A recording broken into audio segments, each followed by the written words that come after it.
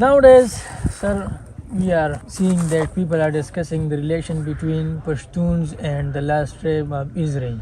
Mm-hmm.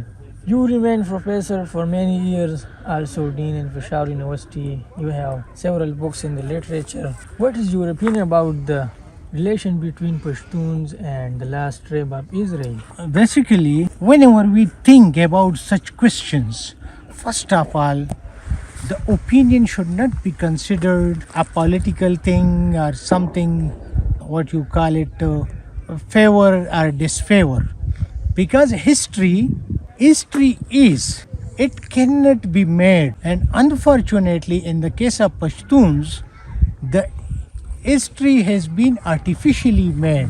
So we as a Pashtun and as intellectuals shouldn't make it a matter of favor or disfavor. For example, if a particular people are of that origin or of this origin, this is not their choice. You are a Pakistani, so being a Pakistani is by choice, but you are a Pashtun, it is not by choice, it is your ethnic origin, right? So there is no fault of you if you are in a have a bad history or a good history, and neither you should be given credit that you are a Pashtun and this is your credit, should go to your credit. No, it is by birth, it is an ethnic origin. So the first thing is that. Secondly, when we call something history, it must be proved. It is not a fiction story or something like that, right?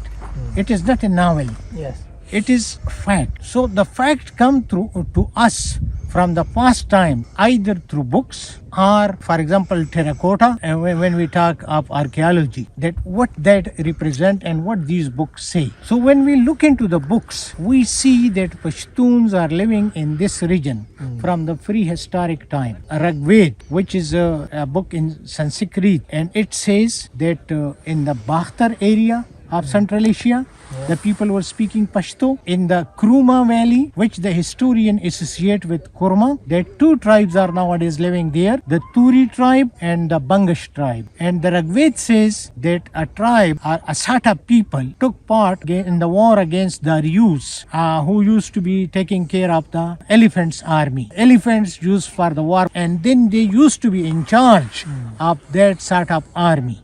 So the Pashtuns were not weak people. They were strong people. Then there is a research paper which is expected soon, which will be published by Zaman Stanize from Afghanistan, and he's serving as a professor in the United States of America. Yes. According to him, that and many other historians as well say that Pashto language, Indo-European language, and which started from somewhere in the eastern borders of Iran, Indo-European language. The Hebrew language of Israel, it has a Sami origin. The Sami sort of language, the different classes of languages. Second thing is that when Pashtuns were strong in all battlefields and everything of that sort, then who came during this period of time that they by force forgotten the Hebrew language from Pashtuns and taught them from kid to the grandfather to speak Pashto? If they were strong, then none could force them to change their language. None changes their mother tongue in such a way.